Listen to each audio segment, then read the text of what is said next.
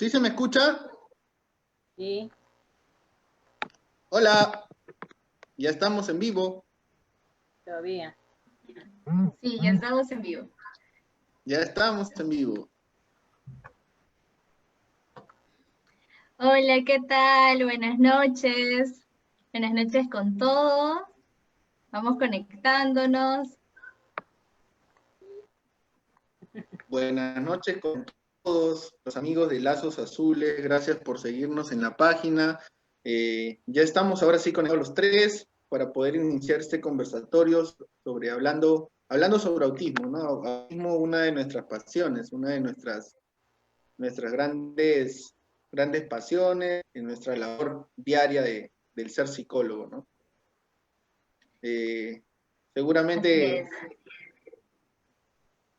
Seguramente mis compañeros también comparten el mismo sentir que yo. Y bueno, vamos a ir tocando algunos temas, ¿verdad, Magali? ¿Verdad, Carla? Así es.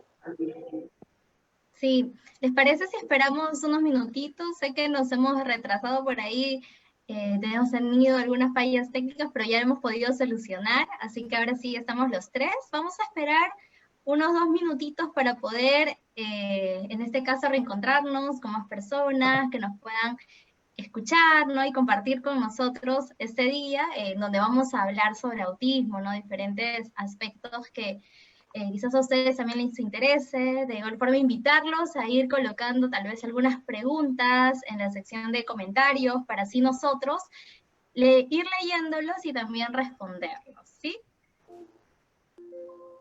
Ya veo que hay 13 personas conectadas, entre ellas Miriam Jara, Miguel López, Rocío Álvarez. Buenas noches, Rocío. Gracias por estar presente aquí en esta transmisión en vivo, que lo hacemos con mucho cariño para poder aportar desde nuestra experiencia y nuestro conocimiento algunas cosas relacionadas al tema de autismo, ¿no? Lady, saludos. Lady Malpartida, gracias por asistir. Yesenia Margot. Por ahí estoy viendo que están mandando saludos también. Lady, saludos a Lady, una gran amiga con la que hemos compartido en el curso de TEA. Saludos a todos ellos, a todos los que nos están viendo y escuchando en este momento. Jordan también nos está saludando, Jordan Espinosa, hola. Jordan Espinosa, Fiorella, Victoria, Carla también ya te conectaste. Carla está en todas, Carla. Bien, listo. Creo que, bueno, ya tenemos a 15 personas que nos están visualizando. Me parece que podemos ya empezar para también poder culminar a tiempo. ¿Sí? Claro, yo creo que sí. Empezamos, Magali, con este conversatorio. Listo, bien. Les voy a comentar un poco la dinámica que hemos visto prudente seguir en este conversatorio para que tal vez no sea tan desestructurado por ahí, quizás algún dato se nos vaya a escapar de lo que queremos compartirles. Sabemos que hay diferentes aspectos a tocar en este campo que es tan amplio, que es el trastorno del espectro autista. Y pues primero empezar con la pregunta básica, ¿no? ¿Qué es un trastorno del espectro autista? ¿No? ¿Qué tal vez indicadores por ahí uno puede identificar para poder reconocer ese trastorno, esa condición en algún niño, ¿no? A ver, vamos a lanzar la pregunta a Mijail. El experto en a mí. El experto, dice, no, nada que ver. Bueno, creo que todos tenemos que aportar mucho, ¿no? Pero bueno, como todos sabemos ya, y según el manual del DSM-5, el autismo es una condición, es un trastorno del neurodesarrollo, está agrupado dentro de la categoría del trastorno del neurodesarrollo, implica pues un déficit constante en dos áreas muy importantes, justamente para el desarrollo, para todo este proceso de adquirir conductas sociales, ¿no? De ir aprendiendo nuevas habilidades adaptativas. Una de esas áreas es la parte de la comunicación y de la interacción social, ¿no? Y por el otro lado, justamente al verse menguada esta área en el desarrollo de la comunicación y la interacción social, pueden aparecer otros tipos de conductas repetitivas o intereses restringidos o estereotipados, ¿no?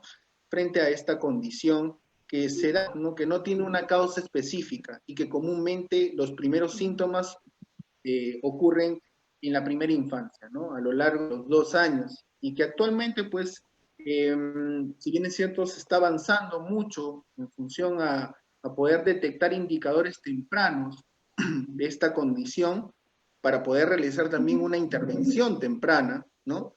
Frente a esta condición, estos indicadores ya se están viendo aproximados a partir de los 6 meses, ¿no? Estudios ya relacionados con el tema de la mirada, ¿no? Una de las características muy importantes a tener en cuenta a la hora de poder detectar quizás algunos indicadores de riesgo es la presencia, ¿no? Estas conductas propias de la especie humana, ¿no? El contacto visual, ¿no? El, la preferencia por escuchar la voz humana, ¿no? El tema de la imitación, ¿no? Y otros tipos de indicadores tempranos, u otros tipos de capacidades tempranas que justamente el autismo, esta condición de autismo va a ver menguada, ¿no? Entonces, si tenemos que definir el autismo, lo definimos como un trastorno del neurodesarrollo que no tiene una causa específica, ¿no?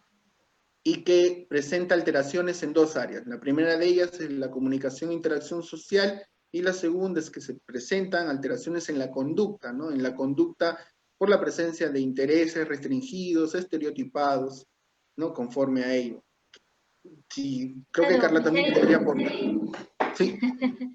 bien, tal vez antes de darle el pase a Carla, que también me gustaría mucho que compartamos con, bueno, los tres, ¿no? Algo que quería añadir a lo que tú mencionabas también respecto a estos indicadores tempranos, ¿no? Incluso algunos artículos están registrando hasta en 4 meses, a los 3 meses, ¿no? De vida de una persona, de un niñito, un bebé, ¿no? Por ahí la aparición de la sonrisa social también, ¿no? Entonces tenemos por ahí tal vez los más tempranos, este interés por la mirada, interés por el rostro de otra persona, ¿no? De un ser humano, el tema de que ya esté apareciendo la sonrisa social, ¿no? Son uno de los indicadores que dentro de la revisión bibliográfica que tal vez hemos podido revisar, ahí los podemos también encontrar, ¿no? Entonces vemos que desde muy chiquititos ya podemos ir viendo esta aparición como que de hitos, ¿no? Del desarrollo. Y bueno, uno de los principales también ya que vamos a ver a los 9 meses, a los 10 meses, es cuando ya aparecen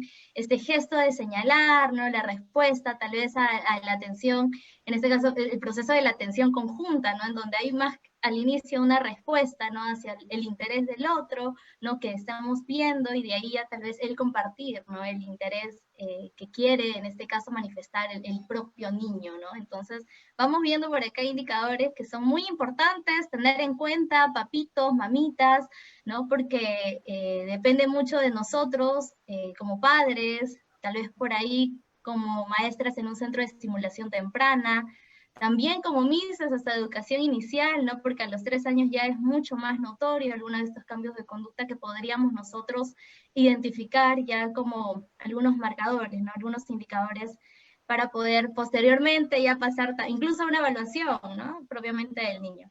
Bien, Carla, ahora sí, tal vez te quité la palabra.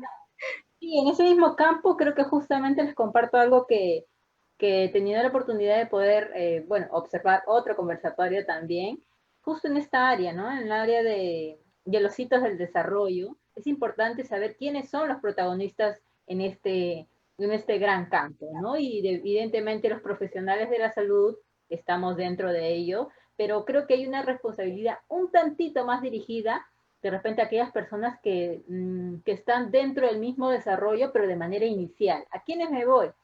A que hay muchos especialistas como enfermeras, como pediatras, que de alguna manera también son parte del reconocimiento, ¿no? De ir observando de aquellos puntos que son esperados para la edad. No para de repente para todos, pero sí la gran mayoría tiene un promedio, ¿no? Tiene un promedio en el cual usualmente un niño ya fija a mamá, ¿sí? Está mamá ahí y voy observándola. Entonces hay una determinada edad en la cual Nosotros esperamos ver que sonríe mamá, que está jugando con mamá mediante la sonrisa, que intenta tocar a mamá, que va reconociendo el rostro de ella, que diferencia la voz de mamá que la de otra persona. Entonces, todos esos acercamientos no son alejados a otras profesiones como las que acabo de mencionar, ¿no? Por ahí una psicóloga decía, pero ¿qué pasa con los pediatras que no observan esto? ¿Qué es lo que pasa? Entonces, hay una carencia de, y bueno, el pediatra respondía, si bien nosotros estamos especializados en el área de abarcar justamente la población infantil, hay que tener en cuenta que dentro de la misma formación no hay un área específica en sí de lo que es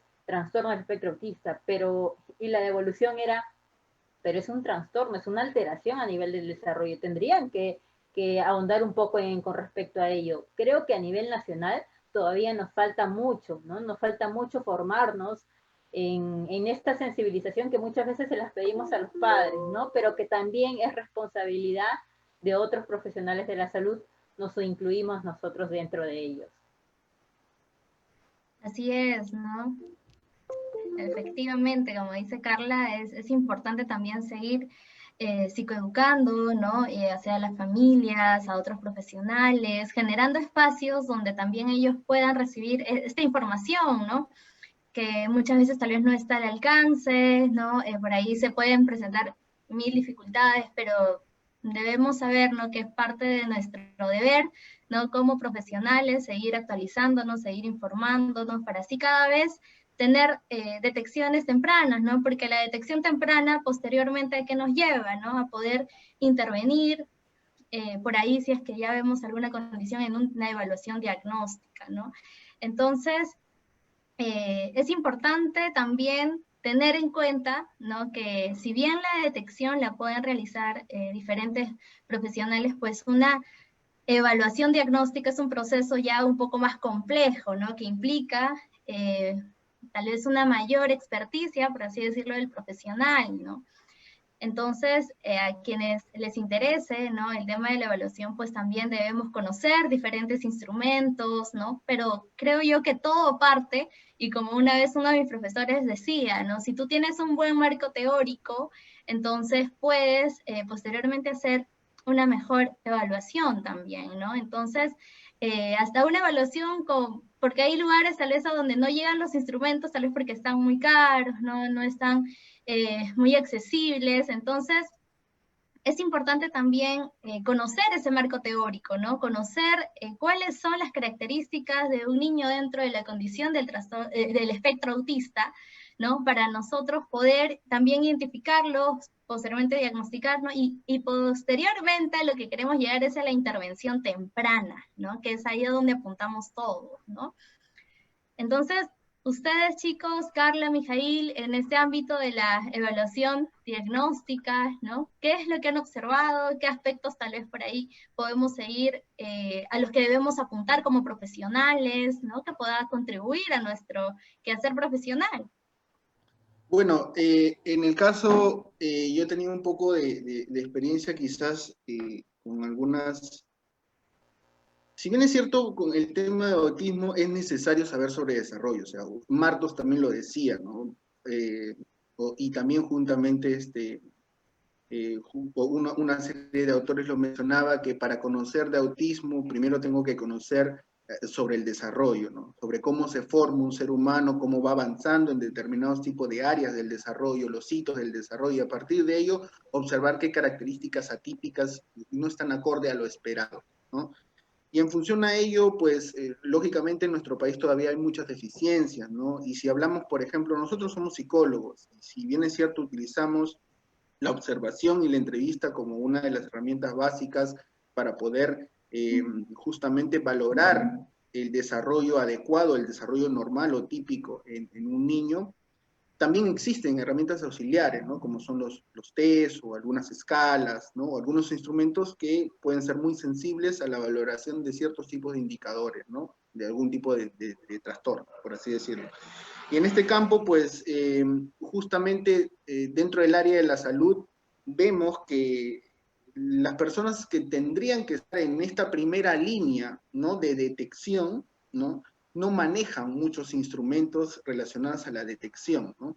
Quizás no a una evaluación de tipo diagnóstica, pero sí a detectar indicadores de riesgo. Por ejemplo, dentro del programa del crecimiento y desarrollo del niño sano, ¿no? Muchas veces se deja por alto muchas de los indicadores de determinados tipos de edad, ¿no? O no manejan criterios relacionados al tema de desarrollo, o no manejan también algunas pruebas, ¿no? Me he topado con personas, con enfermeras, con quizás por ahí con otros profesionales de la salud, pediatras, ¿no? Que las escalas de desarrollo que utilizan quizás ya están desfasadas, ¿no? Como por ejemplo el tema del EDP, el TEPSI, ¿no? Que son escalas que ya de desarrollo que ya su marco teórico no da para más, o no es muy confiable ahora, ¿no?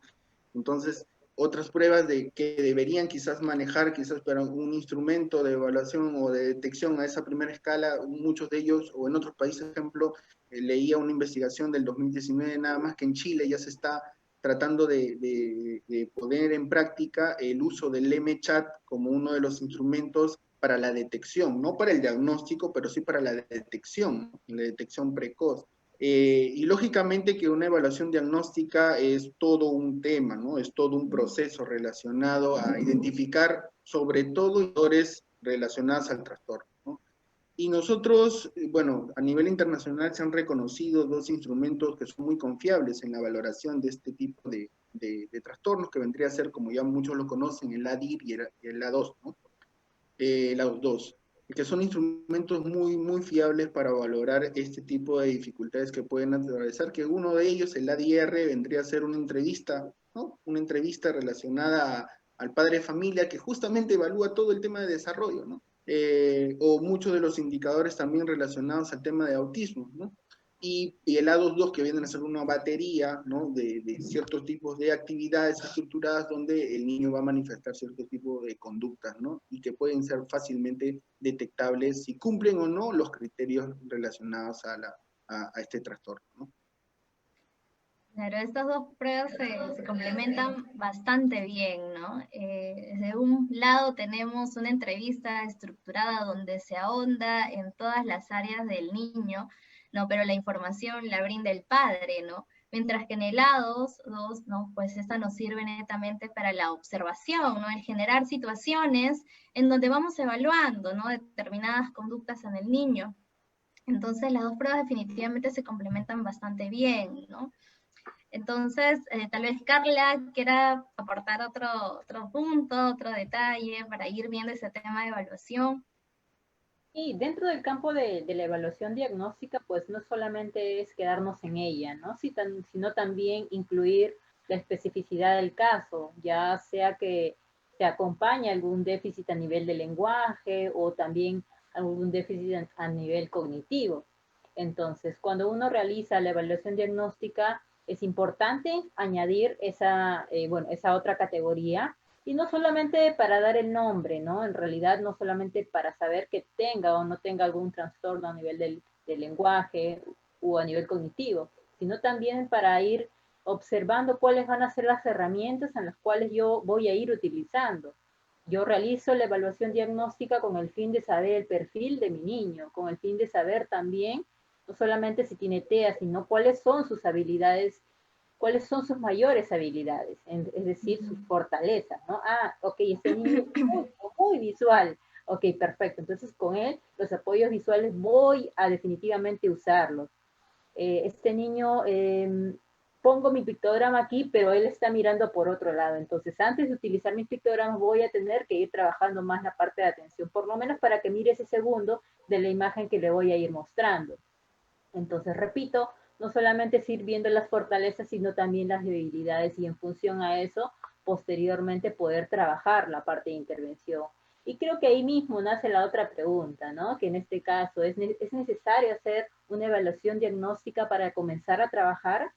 ¿Qué pasaría si el niño tiene 1 año, pero ahí ya se observan déficits a nivel comunicativo, a nivel de interacción social? ¿Tengo que esperar hasta los 3 o hasta los 2 o hasta los 4, inclusive, como también me han comentado, para poder darle el diagnóstico y recién empezar a trabajar? Claro que no, ¿sí? El nombre puede esperar, llamémoslo así, pero lo que no espera es que trabajemos en la mirada, lo que no espera es que hagamos prácticas, que empecemos a trabajar la atención conjunta, que empecemos a trabajar aquellas inflexibilidades que se presentan, ¿ya? Entonces, eso hay que tenerlo bien en cuenta. Hay pasos que seguir, sí, pero hay que también saber cuál es la prioridad en el niño trabajar en este momento.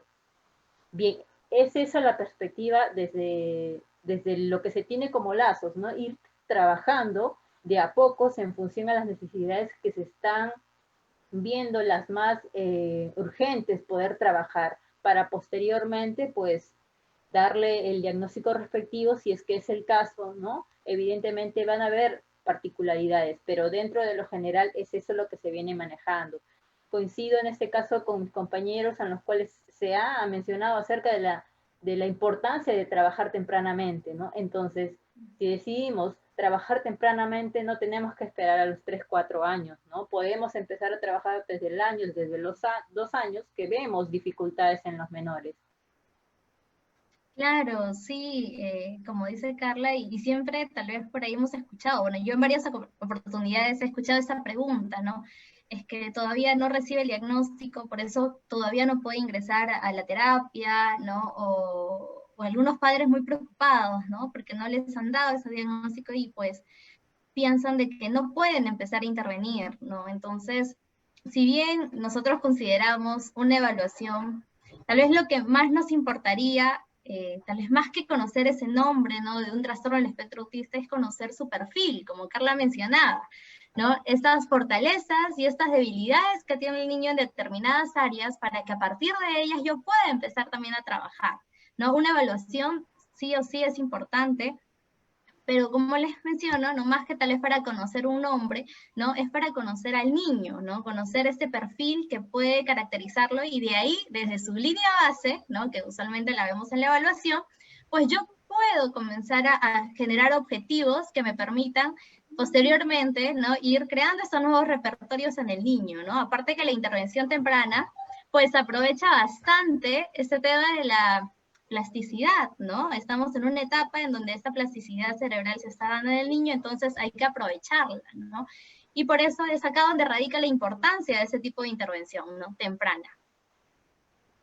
Justamente, como mencionabas, Magali, si bien es cierto, se tiene una etiqueta diagnóstica como el autismo, hay que tener en cuenta también, como bien lo mencionaba Carla, que algunos pueden tener algunas dificultades muy marcadas a nivel de comunicación, de interacción, o acompañada también a una deficiencia o un déficit en la parte cognitiva, ¿no? O sea, a pesar de que hablamos de un mismo diagnóstico, la población es muy diferente, ¿no? Es muy variable, ¿no? Porque justamente dentro de esta etiqueta llamada trastorno del espectro autista, habla de un espectro de conductas que, si bien es cierto, algunas de los chicos lo comparten, pero si situamos, por ejemplo, vemos a niños con autismo, no todos son iguales.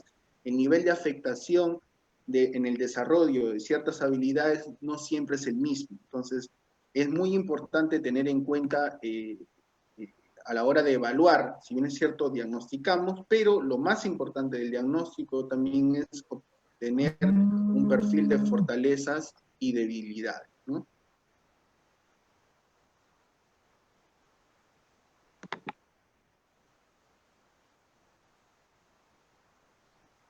Así es, ¿Hola? así es. Sí, disculpa, creo que mi audio se me reinició. Claro, ¿no? Entonces, acá también conociendo este tema de si es necesario un diagnóstico o no para iniciar la intervención, también viene otra pregunta de las que son bastante brindadas por los padres, ¿no? Y viene en cuanto a los enfoques de intervención, ¿no?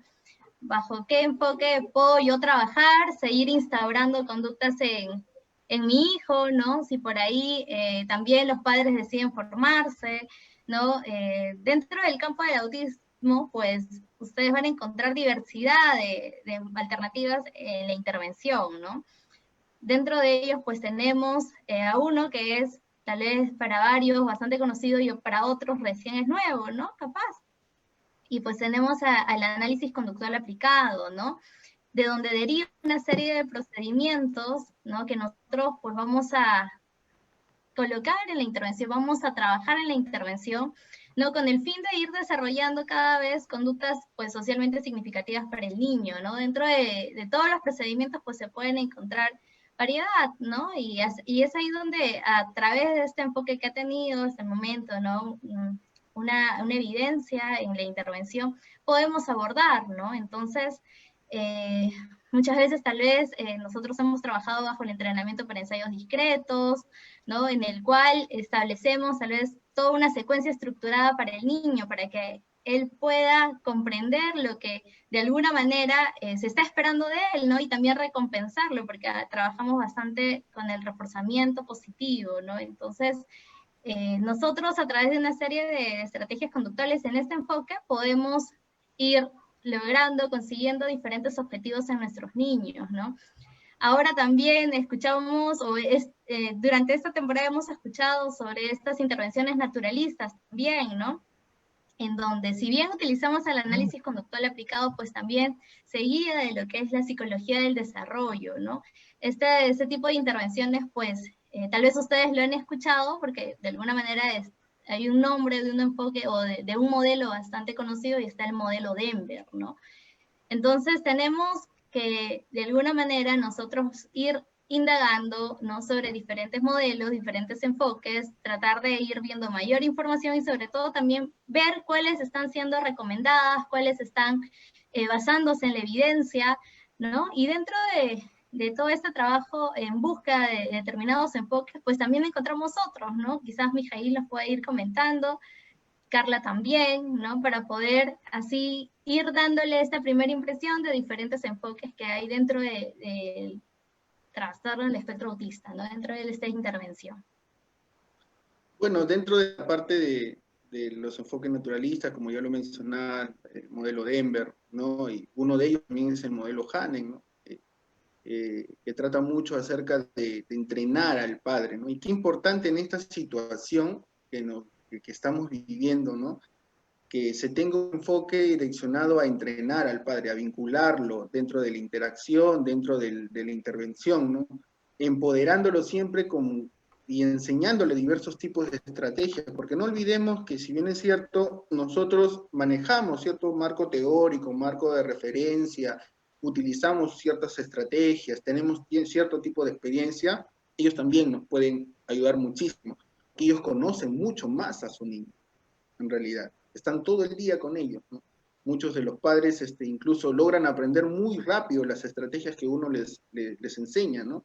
Y pues el involucramiento de la familia dentro de la intervención es muy importante y es lo que aporta mucho también, o habla mucho la intervención dentro de los contextos naturales, ¿no? El empoderamiento de la familia en esta parte de la intervención y un contexto natural, pues la casa, ¿no? O sea, ir generando diversos tipos de habilidades, ya sea habilidades básicas para la parte del aprendizaje, conducta verbal, conducta adaptativa, lo podemos desarrollar no tan solo en consultorios, sino en contextos naturales. Casa, colegio, si quiero practicar la parte de interacción social no hay nada, y el niño está incluido dentro de un contexto educativo, pues el terapeuta tendrá que trasladarse hacia ese lugar y hacer una intervención en ese espacio natural donde el terapeuta también tiene que ver cómo controlar diferentes tipos de variables. No es lo mismo enseñar a jugar a un niño en un contexto muy estructurado, en un consultorio, que jugar en su espacio natural, ¿no? En donde él está involucrado y se ve expuesto a diferentes tipos de variables, ¿no? E ir complejizando su juego, e ir incorporando a otros compañeros, ir incorporando también habilidades, ¿no?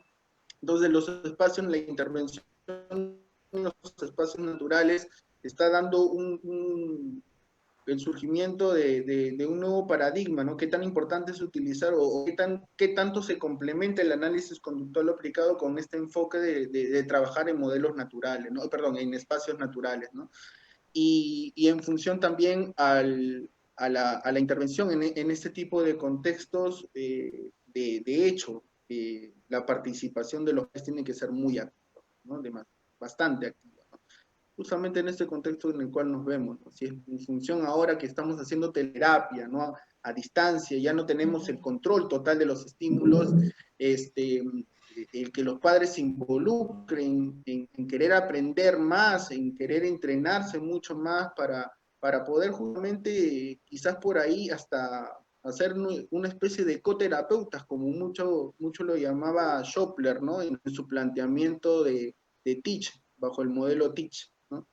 Entonces, son toda una serie de planteamientos, toda una serie de enfoques que, si bien es cierto, parten del análisis conductual aplicado, tienen mucho que ver con el análisis conductual aplicado, pero también aportan en la intervención, ¿no? Porque, bueno, bajo mi perspectiva, ¿no? Si bien es cierto, cada uno de los modelos está generando su evidencia, ¿no?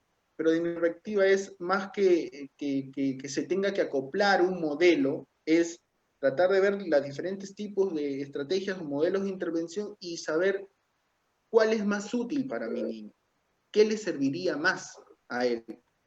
No cerrarme en que no solo ACA, solo ABA, solo ABA, ¿no? Y no acoplar algunas actividades de Teach o algunos principios de Denver. Es tratar de amoldarse, y con esto no quiero decir utilizar un modelo ecléctico, ¿no? O sea, basarnos de todo, no tanto así, sino es ver las necesidades del niño, evaluar cómo él aprende. Creo que la consigna básica es, bajo todas las estrategias que tengo, cómo lo ayudaría a aprender de una manera más fácil y más funcional. Y a partir de ello, ir generando muchas más, o complejizar su aprendizaje, ¿no? Como bien les comentaba en algún momento ustedes, ya en algunas conversaciones que teníamos, y quizás lo podemos compartir con los padres, es que formamos parte de un proceso de aprendizaje, somos mediadores del aprendizaje del niño para que se convierta de un ser humano a una persona y comience a adquirir conductas propias de la especie humana, del comportamiento social, ¿no? Y mucho va a tener que ver justo con la pregunta que lanzabas acerca de qué áreas iniciar. Es muy importante generar en un principio el trabajo en habilidades básicas para aprendizaje, pero no olvidar que un eje transversal en todo el aprendizaje social es la conducta verbal, porque la conducta verbal es algo que es específicamente humano, ¿no? Henry lo mencionaba, ¿no? Hay ciertas características propias de la especie humana. Entonces, el lenguaje, la conducta verbal, bajo el modelo conductual de Skinner, creo que es un eje transversal a trabajar en todo el tiempo con los niños, ¿no? Porque si nos ponemos a pensar, la mayoría de cosas que aprendemos, la imitación tiene que ver con conducta verbal, el seguimiento de instrucciones tiene que ver con conducta verbal, la atención, el mirar a los ojos, tiene que ver con criterios de comunicación, de conducta verbal, ¿no? Conductas adaptativas tienen que ver con conductas verbales también, ¿no? Entonces, la conducta verbal es un eje que va en todo, es un eje transversal que va a guiar el desarrollo del niño. O sea, una conducta social es compleja cuando la conducta verbal es compleja. Y con conducta verbal no estoy refiriéndome solamente que el niño hable, sino que también se comunique, ¿no? Claro, claro, muy, muy interesante, y para tal vez complementar o agregar algo a lo que mencionabas, Mijail, ¿no? De que nosotros de alguna manera debemos conocer estos modelos de intervención, pero también ver cuál puede ser más útil para mi niño. Justo escuchaba por ahí, si es que yo tuviera como una metáfora, ¿no? Si yo tuviera solamente como una herramienta al martillo, pues voy a querer que solo lleguen clavos, ¿no? Porque es la única herramienta que tengo, entonces solamente voy a esperar tener clavos. Entonces, de esa manera, ¿no? Tengo que buscar, yo como especialista, tener diferentes herramientas, y conocer de diferentes enfoques, modelos de intervención, ¿no? Para poder ver también cuál es más útil para mi niño. Ahora, en todo este tiempo que tenemos, ya por el tema de la cuarentena, y de alguna manera muchos de los que trabajamos pues en consultorio con los niños y con sus familias, pues ahora tenemos que transportarnos al hogar, ¿no? Y en el hogar, pues trabajar a través de los padres con los niños, ¿no? Está bastante enfocado al entrenamiento a padres, principalmente, porque ahora buscamos que ellos pues se empoderen y sean los gestores, ¿no? De que se vayan instaurando otros repertorios en sus hijos, ¿no? Ahora es donde incluso tal vez muchos de nosotros hemos tenido que replantear los objetivos de intervención, porque ahora también nos enfrentamos a diferentes necesidades que se están dando en casa, ¿no? Capaz por ahí no los hemos visto un mes o 2 meses, ¿no? Y pues nuestra pregunta tal vez inicial es conocer qué ha pasado en ese tiempo, ¿no? Saber si algunas conductas ya sean adaptativas, pues se han comenzado a presentar, o desadaptativas también, ¿no? Entonces es ahora indagar un poco sobre esa situación que él está vivenciando, que es en su contexto totalmente natural, ¿no? Y desde ahí ir abordando esas necesidades actuales que va teniendo mi niño, ¿no? Entonces, también mencionaba una de las especialistas que habla sobre las intervenciones naturalistas, ¿no? Y que de alguna manera estoy escuchando mucho, que es Natalia de Motivatea, ¿no? Y ella mencionaba mucho el hecho de que capaz antes éramos más estructurados, más pegados tal vez al consultorio, y de ahí hacer la generalización en casa, ¿no? Entonces, también está la otra alternativa, ¿no? De ir de frente a casa, trabajar en su texto natural, seguir con esas intervenciones naturalistas en los niños, ¿no? Y capaz si es que mi niño no se ajusta a ese modelo, pues ir a algo más estructurado, ¿no? Entonces tampoco es que nosotros vayamos a decir, ya este enfoque lo voy a hacer sí o sí porque va a pasar esto, pero capaz no le resulta a mi niño, entonces tengo que ir viendo cuál se adapta más a este, ¿no? Y bueno, en casa, desde mi experiencia, ¿no? Con algunos pequeños que vengo trabajando también, pues me ha resultado bastante útil, tal vez no sentarlo frente a frente, sino comenzar a hacer determinadas actividades, ¿no? En donde él, pues, vivencie esto es lo que pasa en su casa, ¿no? Pueda tal vez ir involucrándose en algunas tareas de su vida diaria, ¿no? Y ir viendo otro tipo también de intervención, ajustándonos a este momento que están vivenciando los niños, ¿no? Y ahí viene la pregunta, ¿no? ¿Qué desafíos encontramos nosotros en esta intervención online, ¿no? En la teleintervención. Sí, yo creo que ahí viene de dos lados, ¿no? El grupo, sobre todo el grupo que de alguna manera tiene más éxito, y eso es lo que he venido un poco observando en la experiencia corta que todavía que se suma a esto, ¿sí? Es el grupo de familias que se compromete en su totalidad en el trabajo con el niño, ¿no? El que te llama todavía y te dice, pero no me has mandado la ficha que te di, me habías dicho, sí. Sí, señora, perfecto. Entonces tú te das cuenta de que ese es el padre que de alguna manera ya está cumpliendo su papel, como lo dice Mijail, de ecoterapeuta, ¿no? Entonces ya está incluso viendo que este objetivo ya está a punto de cumplirse, pero ¿qué objetivos más vamos a tener, no? Te apresura, te presiona, y de alguna manera eso es bueno, porque el beneficiario directo es su niño, ¿no? Definitivamente, ¿no? Ir observando, ir monitoreando. Entonces, ahí hay que encontrar un poco también las habilidades del terapeuta, ¿no? Por ahí decía, la terapia en casa funciona si tiene un buen terapeuta. Entonces, el buen terapeuta se desarrolla, ¿no? Entonces, ¿cómo se desarrolla el buen terapeuta? Bueno, viendo las modalidades un poco a nivel de habilidades sociales, porque si tú le dices al papi, señora, eso no lo haga, entonces definitivamente la recepción es totalmente diferente. Señora, vamos a modificar estos pasos que está siguiendo y los vamos a plantear de esta otra manera. Entonces la señora, bueno, te dice, sí, Miss, tiene razón, entonces ya, lo vamos a intentar. Entonces esa es la idea, ¿no? Ir motivando al padre de que aquellos cambios que se van a dar van a ser directamente en total, digamos, recepción por el niño, siempre y cuando haya esa constancia, ¿no? Y definitivamente hay más áreas que trabajar, sobre todo porque en la misma intervención sabemos que van a aparecer de alguna manera aspectos difíciles de trabajar, como algunos llantos, como algunos gritos, y ahí el monitoreo es algo fundamental, ¿no? La regulación que tenga el padre en esos momentos, el ir monitoreando, y algo, por ejemplo, que me gustaría comentarlos, yo antes hacía el monitoreo hace un par de semanas con una laptop y la señora, perdón, con un celular, y la señora mía se ponía los audífonos y yo iba monitoreando, y eso es muy diferente a que la señora solamente tenga el celular ahí, se ponga unos audífonos que eran inalámbricos y la señora se trasladaba, y no importa que estuviera lejos o cerca del celular, porque tenía que ir sujetando a la niña. Entonces, en algunos momentos le acomodaba la silla, le acomodaba la espalda, bueno, por ahí le acomodaba la ropita porque la niña se movía, y eso definitivamente es importantísimo, ¿no? El que la mamita diga, ah, mira, pero este ya no, ¿no? Ah, sí, sí, sí. Entonces, no le he reforzado, ah, mira, gritado, pero no le he reforzado. Sí, señora, está bien. Entonces seguimos avanzando. Y creo que la intervención a nivel virtual definitivamente es una experiencia que hay que aprovechar, ¿no? Tenemos ese contexto, ahorita no podemos tener un contacto directo con el niño, más que es definitivamente muy cerca. Entonces, pero la mamá sí puede estar delante del niño, la mamá sí puede tomarle de los brazos, cosa que nosotros no.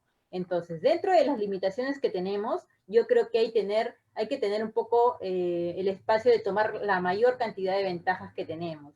Una mamita me decía hace un tiempo, Miss, pero yo no he pedido terapias virtuales. Sí, señora, eso es muy cierto. Nosotros estamos programados también para tener sesiones netamente presenciales, pero vemos que el mundo en su totalidad tiene igualdad de condiciones, ¿no? No podemos tener una sesión directa con el niño. Entonces, si tenemos eso ya marcado, lo que tenemos que ir viendo es qué es lo que se puede modificar dentro de, y lo que podemos hacer definitivamente muy bien es aprovechar la herramienta tecnológica, ¿no? Mientras más, llamémoslo así, exigentes seamos en ese sentido, pues muchísimo mejor, ¿ya? Entonces creo yo, que definitivamente la situación, si bien por ahí podría ser desventajosa, hay muchos puntos importantes que en este caso recaen sobre la totalidad del padre, que en su conjunto, en este caso la responsabilidad también de nosotros, en ir monitoreando y sobre todo en ir retroalimentando, ¿no? Porque, como lo decía la señora, qué mejor que tener un terapeuta todos los días. Eso no lo tiene ningún niño, eso es cierto. La mamá está todos los días ahí, la mayor cantidad de horas al día, y pues definitivamente, creo que ese es definitivamente algo que nosotros, si estuviéramos en el caso de, si estuviéramos como padres de un niño, que quisiéramos que nuestros niños pues también esté así, ¿no? Eso es lo que comparto desde mi lado, y creo que los chicos también están por ahí, por esa línea, ¿no? Sí, Sí, sí, sí. definitivamente. Hay algunas preguntas, quizás para ir, bueno, tenemos algunas preguntas más que responder, ¿no? Quizás respondemos o culminamos con este espacio de las dos preguntas que habíamos planteado resolver para comentar, y luego vemos como especie de cierre las preguntas que están realizando los espectadores. ¿Sí les Entonces, parece? un par de minutitos breves, terminamos estas dos preguntitas y luego pasamos con las preguntas de Facebook. La mejor forma, ¿cuál sería quizás para ustedes la mejor forma de aprender, ¿no? O sea, aprender sobre autismo más que para la intervención es aprender a conocer o empaparse de este mundo de las personas con autismo, ¿no? Yo les comento que aparte de revisar investigaciones, manuales, también me nutría mucho ver películas, ¿no? Películas relacionadas a este tipo de condiciones, ¿no? Y quizás los padres de familia también puedan ir ahondando en ese tema, ¿no? Conocer un poco más de la condición del autismo a través de películas, ya que quizás, por ejemplo, ellos pueden tener a la mano quizás una herramienta como el internet para buscar artículos y todo ello, pero una cosa es leer cosas y otra muy diferente observar, ¿no? Observar las características del comportamiento, ¿no? En este caso, ¿qué películas recomendarían para el tema de autismo, ¿no? Conocer un poco más de autismo. Ahí el Bueno, una de empapado las más... es una gran diferencia, ¿no? En realidad, la que tiene 1 millón de películas en la mente eres tú. Nosotros solamente tenemos 10, creo. Sí, quizás podemos nosotros empezar para que él no nos gane.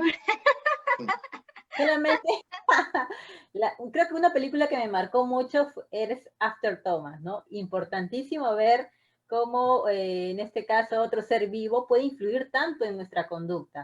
Entonces, sigo observando cómo el aprendizaje de un can, de un perrito, puede ir influyendo en el aprendizaje del mismo niño. Entonces, creo que algo, no quiero spoilerlos, en realidad los invito definitivamente a ver esta película, está por YouTube, así que lo tenemos al alcance de todos, y establecer esa relación bien estrecha entre esos dos seres humanos, perdón, seres vivos, en el caso del niñito y en el caso del perro, ¿no? Ayuda mucho el aprendizaje. Claro.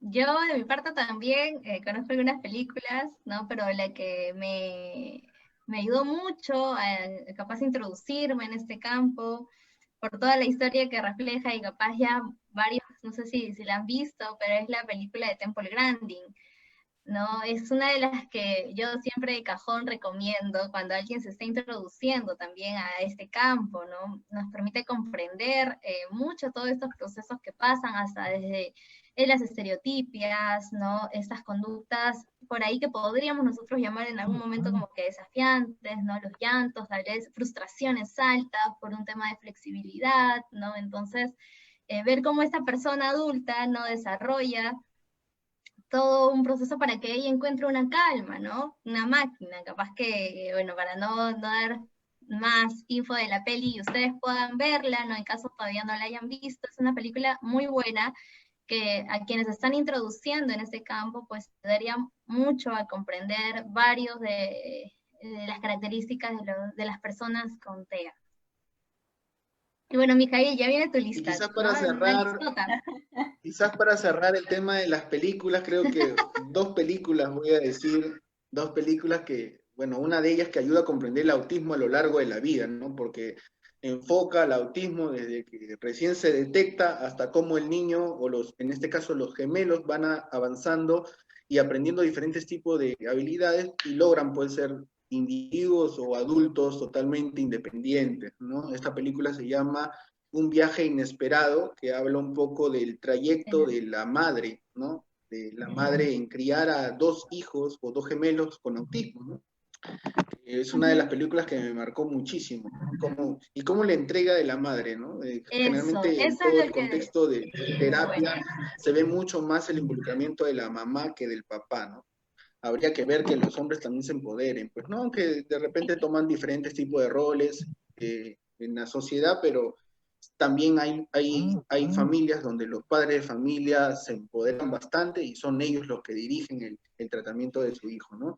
Y por último, para aquellos que les gusta mucho el tema de la criminalística o películas de suspenso, pues tienen una película muy antigua que se llama Un testigo silencioso, ¿no? Que narra un tema de que un niño con autismo presencia el crimen de sus padres, ¿no?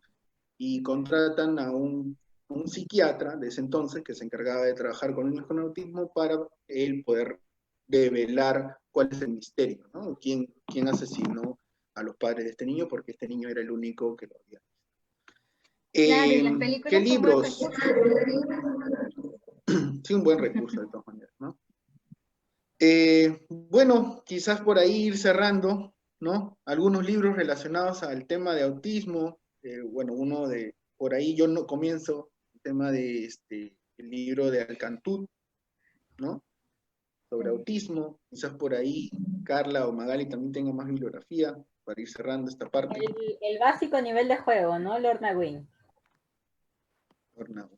Y bueno, a nivel de conducta también, si es que quieren introducirse en ese campo, ¿no? Pues hay un libro de análisis conductual aplicado como una introducción, porque es bastante ligera ese libro, es como la Biblia, ¿no? Que nosotros algunas veces le llamamos, de Cooper, Heron y Hayward, pero también yo recomiendo los libros por el tema de las actividades que presentan los libros de Anabel Cornado, ¿no? Me parece que son básicos, sobre todo quienes se están introduciendo, ¿no? Para mí, como que las personas que se están introduciendo a este campo, pues la idea es darle todos los recursos para que también puedan tomar estos recursos, puedan usarlos y puedan ver que en la intervención, pues efectivamente vemos logros, ¿no? Entonces, ahí, ¿de qué debemos acompañarnos? Pues de nuestro marco teórico, ¿no? De la información que revisemos, de estas estrategias que podamos ver también que se presentan ya sea en artículos, ¿no? En estudios de casos, o en este caso de Anabel Cornado, que también presenta varias actividades, ¿no? Y pues ella también es todo un testimonio, porque es una madre de un niño con trastorno del espectro autista, ¿no? Ahora ella es una adolescente, y también tiene su blog, ¿no? El sonido de la hierba al crecer. También por ahí hay de otra mamá, que es Asociación Navarra de Autismo, ¿no? Ana, que también lo recomiendo. Por ahí también está Conexión, que es una parte, es como una página de Facebook, Conexión Autismo, también de padres, ¿no? Que tienen un hijo con autismo, ¿no? Entonces, vemos que los papitos en el transcurso del tiempo se han empoderado, ¿no? Se han empoderado bastante y hasta ellos nos brindan a nosotros ese tipo de recursos, ¿no? Que es muy útil para trabajarlo con nuestros niños. Nuestro objetivo ahora, pues, es empoderar más a los padres con quienes también trabajamos, ¿no? Con los que tal vez nos pueden escuchar. La idea es que ellos puedan, pues, tener de esas herramientas, ¿no? Y hasta que a futuro, pues sean ellos quienes incluso ya están desarrollando conductas objetivas para sus niños, ¿no? Porque la idea es darle un poco de todo eso que nosotros sabemos, ¿no? Para que ellos puedan seguir adelante, ¿no? Y así, al final, pues desarrollar la vida de nuestro niño, ¿no? Lo más, a nivel de pronóstico, lo más favorable posible, ¿no? Listo, bien. Entonces, ahora sí vemos el tema de las preguntas que están acá. Se me borraron las preguntas por estar saliendo del Facebook, se me pasaron, pero recordaba una de Gianfranco Tejada que mencionaba acerca de qué prerequisitos tendría que tener el niño para trabajar en la parte de teleterapia, ¿no? Va a depender del profesional que quiera trabajar, ¿no? Las dificultades que tiene el niño. Yo pienso que más que poner prerequisitos en el niño, si ya de por sí tiene dificultades, pienso yo que los objetivos estarían bajo esta modalidad, tener un intensivo entrenamiento a padres de familia, ¿no? Pero partir de objetivos pequeños, eso es importante, partir de objetivos pequeños, porque si voy a pretender cambiar toda la dinámica del padre, aún sabiendo que quizás el estilo en el cual él programa sus actividades no le favorece, tengo que ir programando también objetivos a corto plazo, mediano plazo con el padre, para no atiborrarle de información y que él pues no sepa por dónde empezar, ¿no? O sea, creo que establecer un claro inicio de entrenamiento con los padres es el punto principal, más que por ahí ver qué prerequisitos tendría que tener el niño para iniciar una terapia. Nos podemos valer de estrategias, podemos hacer entrenamiento en vivo o planificar sesiones de entrenamiento con los padres, explicarles cuál es el procedimiento a realizar, que nos envíen videos y poder ir retroalimentando algunas de las estrategias que ellos están utilizando o que nosotros les planteamos utilizar, pero más que plantear prerequisitos en los niños, pienso que no. En todo caso, sería cuestión del profesional decidir qué área trabajar con el niño, ¿no? ¿Por dónde empezar? ¿Por dónde empezar con el niño? Si tiene un montón de dificultades, empezar quizás por las que a corto plazo necesita sí o sí trabajar, que en este caso, a más severidad del autismo, en este caso sí recomendaría que se comience con terapias relacionadas a habilidades básicas para el aprendizaje, o repertorios básicos para el aprendizaje, pero también de manera tangencial o transversal el tema de la conducta verbal, que es muy importante. Ya hay muchas investigaciones que narran acerca de la intervención en conducta verbal que disminuyen de manera significativa muchos de los problemas de conducta que ocurren dentro de casa, ¿no? Entonces, trabajando conducta verbal creo que es una de las áreas también a tomar en cuenta. Conducta verbal y habilidades básicas. Conjuntamente, claro, si es que amerita en el caso, y tomar en cuenta, trabajar también habilidades de la vida diaria. Pero más que poner requisitos, creo que es labor del profesional conjeturar por dónde empezar, ¿no? Bien, creo que el tiempo ha sido bastante corto en realidad, ha pasado súper rápido este pequeño conversatorio que hemos tenido. Sin embargo, esperamos que pues hayamos podido nutrirnos de toda la información, ¿no? También refrescarla si es que ya la tuviéramos. Bueno, y creo que de esa manera vamos a cerrar este pequeño conversatorio. Como les decíamos, Sí. vamos a volver a encontrarnos en otra oportunidad y ya se los iremos comunicando. Sí, muchas gracias. Solamente nos faltó una pregunta de Jordan Espinosa. Me parece que hay un caso muy específico, Jordan. En todo caso, te respondemos por interno. No te vamos a mandar un inbox para poder ahí ir viendo este tema de tu niño que nos estás comentando, ¿sí? Entonces, muchas gracias. Coincido también con Mijail, ¿no? Sin embargo, tal vez si es que por ahí queremos trabajar directamente con el niño, ahí sí habría una serie de prerequisitos, ¿no? Va a depender de la modalidad bajo la cual queremos llevar esta intervención online, ¿no? Puede ser ya a través del entrenamiento a padres, o si quieres llevar algo directamente con el niño, pues ahí tendríamos que ver algunas conductas básicas, ¿no? Para que él pueda interactuar contigo a través de este aparato electrónico, ¿no? Que ya sería una tablet, una laptop, un celular, ¿no? Entre otros aspectos, tal vez. Entonces, muchas gracias por estar con nosotros, haberse quedado hasta el final. Igual la siguiente semana tenemos, ajá, un conversatorio, también una entrevista, mejor dicho, al psicólogo Gianfranco Tejada, muy interesante también sobre aspectos de modificación de conducta, ¿no? Nuevas perspectivas que hay que considerar. ¿Sí? Entonces, gracias por estar en este espacio y bueno, seguimos viéndonos más adelante. Hasta Un gran luego. abrazo a todos, cuídense mucho, saludos, nos vemos. Gracias por asistir.